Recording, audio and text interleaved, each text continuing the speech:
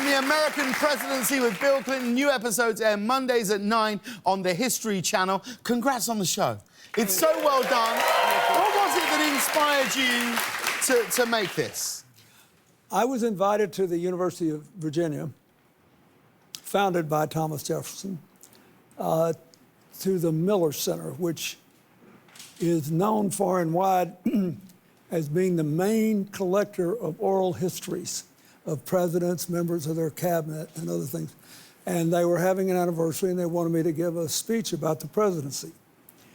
And I did, but I'll tell you in one sentence what the speech was. If you want to understand any American president, all you have to do is to read the first phrase of the preamble to the Constitution. We, the people of the United States, in order to form a more perfect union, do blah, blah, blah, blah. If you can define how the president defined we, the people, and how the president defined more perfect union, just those two things, it will enable you to evaluate the president, what was done, and how you feel about it. And the greatest presidents are those that had a steadily expanding view of we, the people, and of broadening and deepening of what constituted a more perfect union. What do you miss the most about being president? Air Force One. Yeah. Yeah. I guess it always gets a laugh, but it's not true. What I miss most is the job. You know, John Kennedy once said that the great thing about the presidency was that it strained every last capacity you have for making the right decision and helping the largest number of people, and it was a daily challenge. I thought it was like peeling an onion that had endless numbers of layers. There was always something new to do. And on even the worst days, I had good moments, just because there was always something you could do. And if you could just keep your mind on why you asked for the job and what you were doing, and stay other-oriented, other-directed, you'll be fine. Now, the information ecostructure makes it very hard to do that because, for example, you can't run a newspaper anymore unless you get a lot of online ads. The number and price of the ads is determined by clicks and retweets. When there's blood on the floor, it gets more clicks and retweets than, you know, solving some big problem. So it's a real struggle because there's a lot more energy spent on discrediting people personally than talking about what will lift the country. But that's what I miss. I miss the work. I loved it. Every day was a privilege to go to work. You're relaunching the Clinton Global Initiative this September. I know that this is something that's very, very dear to you. What can you tell us about it? What will you be focusing on now that it's relaunching? Well, we're going to relaunch it partly because after the last election, Hillary and I were eating in New York City in a restaurant where we still had to eat outside in those little plastic, you know, deals. And two total strangers walked by on the street and said, "When are you starting CGI again? We need to get something we can do together." And I like the Global Initiative because the only requirement is that if you come and participate, you have to commit to do something.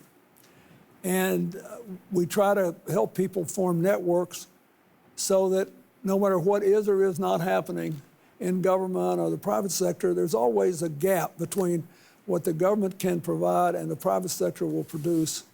And we try to figure out how to fill the gap faster, quicker, better. I just went to the Empire State Building with the governor of New York and the mayor to talk about what Tony Malkin, who owns the Empire State Trust, and who made it, the Empire State Building is 93 years old, and it's the biggest old building in the world with a leadership in environmental and energy design rating.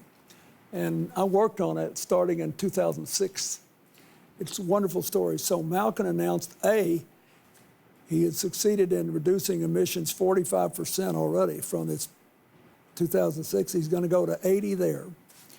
But the most important thing is he's made a blueprint of everything he did. He said, "I don't want any money from this. I don't want any priority from this. I want other people to do this. They can make money, put people to work, reduce climate change. It's a great thing." That's the kind of thing I want to do. at the Global Initiative to do more of that. That's great. I really hope you do. I wish you lots of luck with that. It's going to be amazing. Reggie, do you have a question for our guest this evening?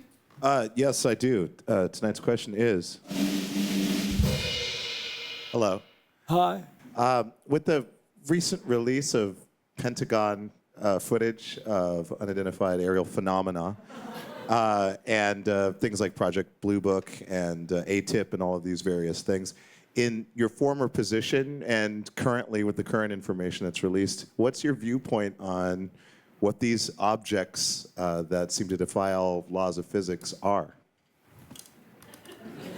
Well, first of all, that's a legitimate question now.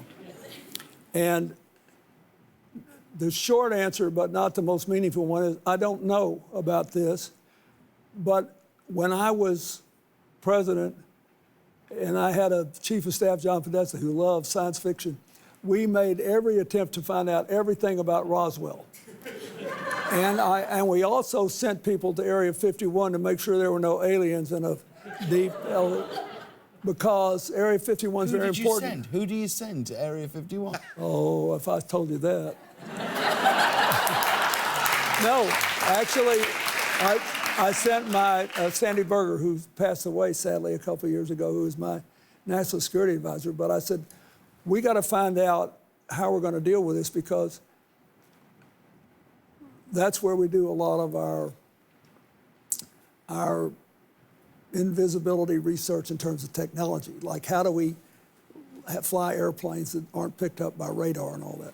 So that's why they're so secretive. But there's no aliens, as I know. On the other hand, Hillary and I went to Hawaii in 2018 to the Big Island, where all the telescopes are on top of the mountain, you know, including the Keck telescope, the largest in the world.